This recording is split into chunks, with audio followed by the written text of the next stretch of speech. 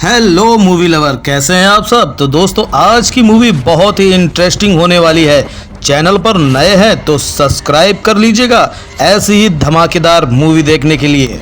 तो कहानी की शुरुआत में गांव में एक शराब के अड्डे को दिखाते हैं, जहां पर काफी लोग वही बैठकर दारू पी रहे होते हैं और रात के करीब 11 बजे तक भी ये शराब पी रहे होते हैं। फिर सीन जाता है सुबह अगले दिन पर, जहां हम इस अड्डे के ओनर की डेड बॉडी को देखते हैं, जिसका नाम है बाबूलाल, और वो रस्सी से लटका हुआ होता है। जहां फांसी के जरिए बाबूलाल की मौत हो गई है और साथ ही बाबूलाल के हाथ में रस्सी होती है। अब पिछली रात को 11 लोग थे दोस्तों जो उस शराब के अड्डे पर थे। उन्हें पुलिस स्टेशन में बुलाया जाता है, जहां पर सभी का इन्वेस्टिगेशन होता है शुरू। वहीं पर हम उस पुलिस स्टेशन के नए एसआई संतोष को भी देखते हैं, जिसने 2 दिनों पहले वहां पर अपनी पोस्टिंग ली है। और तभी वहां का हेड इंस्पेक्टर उससे पूछता है, क्या मैंने आपके बारे में जो सुना है वो सच है? तो संतोष भी कॉन्फिडेंस के साथ कहता है कि जी हाँ, मैं 10 दिनों के अंदर ही सभी केसेस सॉल्व कर देता हूँ, और इतना समय ज्यादातर केसेस के लिए काफी होता है। अब दोस्तों, वहाँ के सभी ऑफिसर्स को संतोष की ये बात याद होती है। कौन सी बात? यही कि 10 दिन में केस सॉल्व हो जाता है। और अब सभी संतोष को केस सॉल्व करते हुए देखना चाह रहे होते हैं कि किस तरह ये काम करता है, जिस वजह से बाबूलाल का केस संतोष को ही दिया जाता है। आगे संतोष केस की इन्वेस्टिगेशन में शराब के अड्डे पर भी पहुंच जाता है, और वहाँ पहुंचते ही शराब की बदबू उसे इतना परेशान कर देती है ना कि वो वहीं उल्टी कर देता है। तभी हम इसके पीछे का कारण जान पाते हैं। असल में बचपन में संतोष के पिता एक बहुत बड़े शराबी थे, जो रोजाना शराब पीकर संतोष की माँ को मारा करते थे। इससे तंग आकर एक दिन उसकी माँ ने अपनी जान ले ली। संतोष को ये सारी बातें याद आने लग जाती हैं, और फिर वो वापस पुलिस स्टेशन लौट आता है, जहां वो सभी 11 लोगों की इन्वेस्टिगेशन करने वाला होता है। शुरुआत होती है सुनील से। संतोष उसे देखते समझ जाता है कि ये तो मिलिट्री का आदमी है, और जब वो इस बारे में सुनील से पूछता भी है तो सुनील का जवाब आता है कि मैं पहले मिलिट्री में था, पर अभी मैं वहां से रिटायर होकर रियल एस्टेट का काम कर रहा हूँ। संतोष फिर सुनील से पिछली रात के बारे में पूछता है। सुनील बताता है कि शराब के अड्डे पर 3 कमरे हैं। मैं अपने कुछ दोस्तों के साथ एक कमरे में शराब पी रहा था, और कुछ लोग तीसरे कमरे में पत्ते खेल रहे थे। तभी हमने गौर किया कि अचानक से 2 लोगों के बीच लड़ाई शुरू हो गई है। अब उन दोनों कमरों से भी लोग बाहर आ गए और उन दोनों को रोकने के लिए चले गए। पर तभी हम जैसे दूसरे कमरे में पहुंचे, हमने देखा कि बाबूलाल की लाश दूसरे कमरे में लटकी हुई है, और ये देखकर हम सभी डर गए थे। सुनील इतना ही बताता है। इसके बाद संतोष उन 11 लोगों में से एक और आदमी को बुलाता है, जहाँ अपने ऑफिसर से संतोष को पता चलता है कि ये आदमी तो एक चोर है। फिर उस चोर से सवाल पूछने पर वो चोर भी वैसी बातें बताता है। इसके बाद वो वहीं से आगे बताना शुरू करता है जहाँ पर सुनील ने खत्म किया था। वो कहता है कि बाबूलाल की लाश देखते ही हम डर गए थे, और हमने उसको नीचे उतारा और उसे होश में लाने की कोशिश की, पर तब तक बहुत देर हो चुकी थी, वो मर चुका था। जिसके बाद ही सुनील ने पुलिस को कॉल किया था, और तब सुनील ने जैसे बाबूलाल को देखा ना, उसने ये खुद कह दिया था कि ये कोई सुसाइड नहीं, मर्डर है। और ऐसा सुनील ने इसीलिए कहा था क्योंकि शराबी अड्डे में आने के लिए सिर्फ 2 रास्ते थे, जिसमें से एक दरवाजा बंद था और दूसरे दरवाजे पर अंदर से ताला लगा हुआ था, जिस वजह से कोई अंदर आ ही नहीं सकता, और जाहिर सी बात है कि कोई बाहर जा नहीं सकता। इसलिए ये मर्डर हम में से किसी 11 लोगों ने किया है, ऐसा सुनील ने कहा था पहले। अब वो चोर संतोष को ये सारी बातें बताता है। जिसके बाद संतोष कुछ और लोगों को भी बुलाता है, और उनसे संतोष को एक बहुत ही अलग बात पता चलती है, जिस बारे में हमें बाद में पता चलेगा। उसी शाम को संतोष वापस शराब के अड्डे पर आ जाता है, जहाँ पर इन्वेस्टिगेट करने से पहले उसे ये पता चलता है कि पिछली रात बारिश हो रही थी, जिस वजह से अगर कोई बाहर से आदमी आया भी होगा तब उसके पैरों के निशान जो कि कीचड़ में लिपटे होंगे वो जरूर हर जगह फैले होंगे फर्श पर, और यहाँ तो कुछ है नहीं ऐसा। साथ ही ये मर्डर किसी पैसों के लिए भी नहीं किया गया है, क्योंकि अड्डे से पैसे चोरी हुए ही नहीं। और फिर संतोष इसीलिए इतना श्योर होता है कि ये मर्डर ही है, क्योंकि बाबूलाल ने अगर आत्महत्या की होती तब उसके चेहरे पर उसके पैर के निशान जरूर होते, उसके हाथों पर रस्सी के निशान होते, और काला रंग भी होता, क्योंकि जिस रस्सी से बाबूलाल लटका हुआ था उस पर हल्का काला रंग भी लगा हुआ था। पर ऐसा कुछ नहीं था, इसलिए संतोष पूरी तरह से श्योर होता है कि ये पक्का कोई मर्डर है। इसके साथ ही संतोष को बाबूलाल की डायरी से 4 पेजेस गायब नजर आते हैं, जिसका मतलब है कि 4 पेजेस पर कुछ तो ऐसी बातें लिखी थी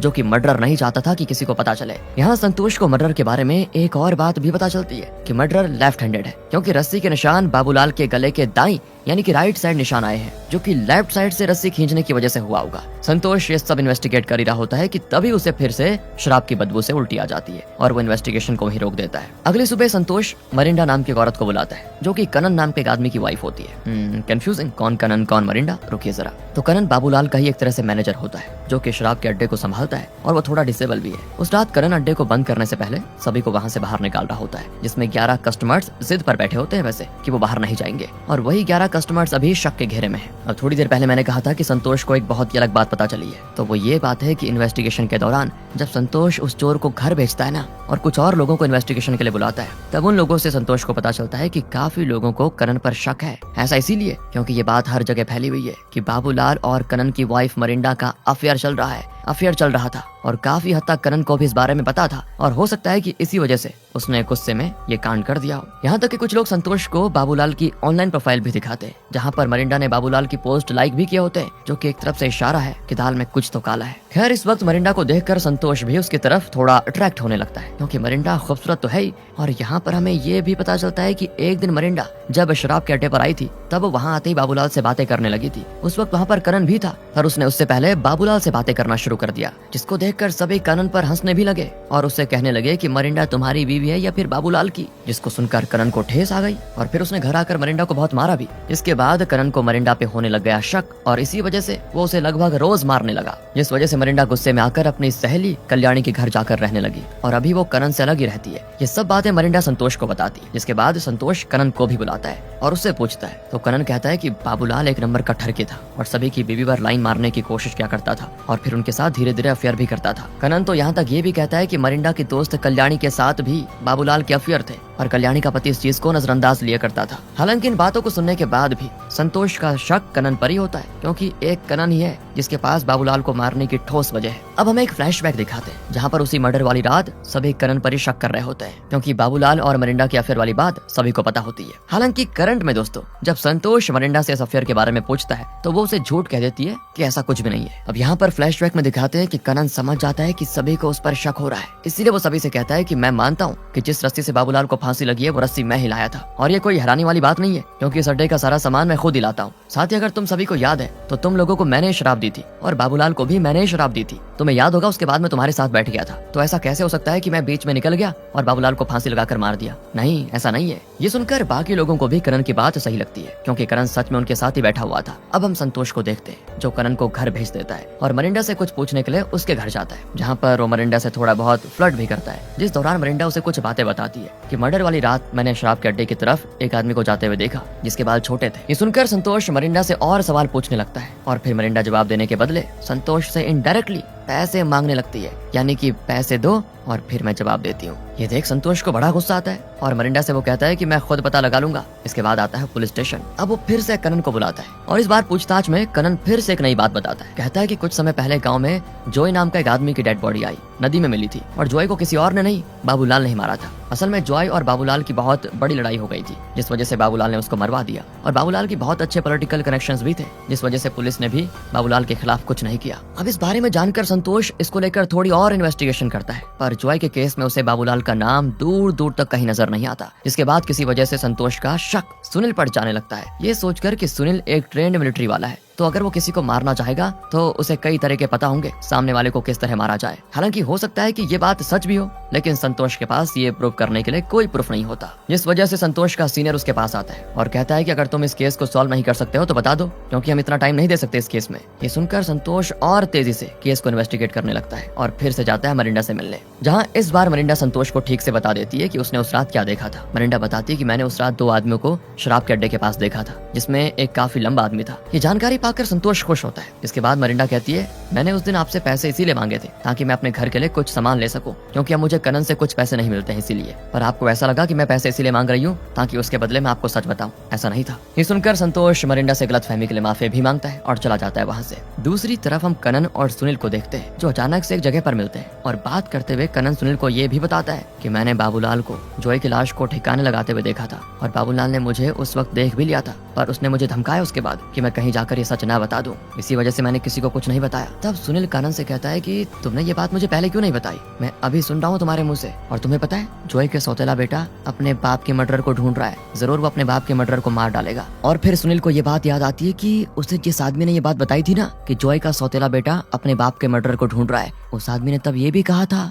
कि जॉय का बेटा पुलिस में है और शायद उसका नाम संतोष है। ये बातें समझ में आते ही सुनील समझ जाता है कि जॉय का सौतेला बेटा कोई और नहीं, पुलिस ऑफिसर संतोष ही है, जो इस वक्त केस को इन्वेस्टिगेट कर रहा है। करण भी सच को जानकर बिल्कुल हैरान हो जाता है और सुनील और करण का शक अब संतोष पर जाता है कि शायद संतोष ने ही किसी न किसी तरह बाबूलाल को मारा होगा ताकि वो अपने पिता की मौत का बदला ले सके। इस बारे में खोजबीन करते करते दोनों को शराब के अड्डे के पीछे कुछ सिगरेट्स भी गिरी हुई मिलती है, जो कि वही सिगरेट्स हैं जो संतोष पिया करता है। अब क्योंकि अड्डे पर सिर्फ शराबी लोग आते हैं और वो बाहर खड़े होकर क्यों सिगरेट सिगरेट पीएंगे तो जरूर ये सिगरेट किसी बाहर वाले का है और शायद संतोष का है। अब कनन और सुनील शराब के अड्डे पर जाकर बाबूलाल के मर्डर को रिक्रिएट करने लगते हैं, जिससे इनको ये पता चल सके कि असल में किस तरह बाबूलाल की मौत हुई होगी। इस दौरान दूसरी तरफ संतोष मरिंडा के घर के बाहर होता है और संतोष रात में मरिंडा के घर इसीलिए आया क्योंकि मरिंडा संतोष को कॉल करके कहती है, देखो मुझे ऐसा लग रहा है कि कोई मेरे घर में घुसने की कोशिश कर रहा है और शायद वो मुझे मार देगा। यही सुनकर संतोष मरिंडा को बचाने के लिए उसके घर आ जाता है, पर तब वहाँ मरिंडा के अलावा कोई नहीं होता, जिस वजह से संतोष वहीं रुक जाता है। और तब संतोष को अपने एक ऑफिसर का आता है कॉल, जो उसे बताता है कि शराब के अड्डे पर एक और लाश मिली है। जब संतोष वहाँ जाकर देखता है तो उसे वहाँ पर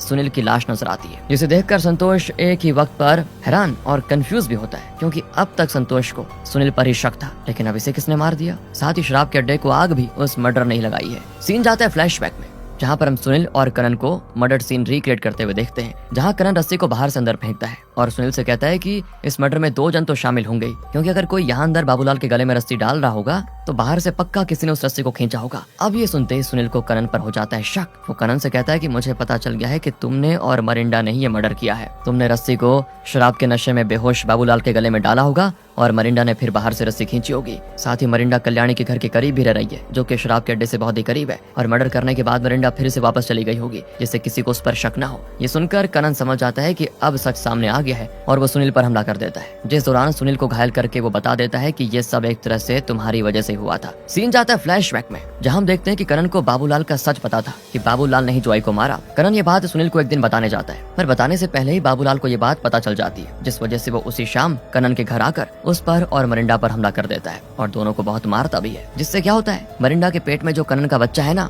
वो भी मर जाता है। जिसके बाद उस दिन से मरिंडा और कनन बाबूलाल को मारने का प्लान बनाने लग गए थे। कनन का मरिंडा पर शक करना, उसे मारना, जिसके बाद मरिंडा कल्याणी के घर रहने लग गई। ये सब प्लान का हिस्सा था और अब कनन सुनील को ये सारी बातें बताकर उसे मार डालता है और शराब के अड्डे को जलाकर भी राख कर देता है और आता है सीधा मरिंडा के पास, जहाँ मरिंडा कनन को भाग जाने के लिए कहती है। पर तब तक वहाँ संतोष भी आ जाता है, क्योंकि उसको ऐसा लग रहा था कि कहीं मर्डरर मरिंडा पर ना हमला कर दे। तब संतोष को लगता है कि घर में मर्डरर है, इसीलिए वो घर की तरफ गोली चला देता है और वो गोली जाकर लगती है मरिंडा को, जिससे वो वहीं पर बेहोश, पर उससे पहले कनन वहाँ से भाग जाता है। अब दोस्तों मूवी के एंडिंग सीन में मरिंडा को बेहोश दिखाते हैं और संतोष उससे कहता है कि हमें बाबूलाल और सुनील का मर्डरर कनन मिल चुका है, पर इस काम में जिसने उसका साथ दिया था, मतलब कनन का, वो हमें नहीं मिला है। यही कहते कहते संतोष मरिंडा का हाथ पकड़ने लगता है, जिससे हम समझ पाते हैं कि संतोष को ये बात पता है कि मरिंडा ही कनन का साथ दे रही थी, पर शायद हो सकता है कि कनन ने सभी जुर्म अपने सर ले लिए हो और मरिंडा को छोड़ देने के लिए कहा, और इसीलिए संतोष मान भी गया, क्योंकि संतोष एक तरफ से मरिंडा की तरफ अट्रैक्टेड भी है और उसे पसंद भी करता है। जो भी हो,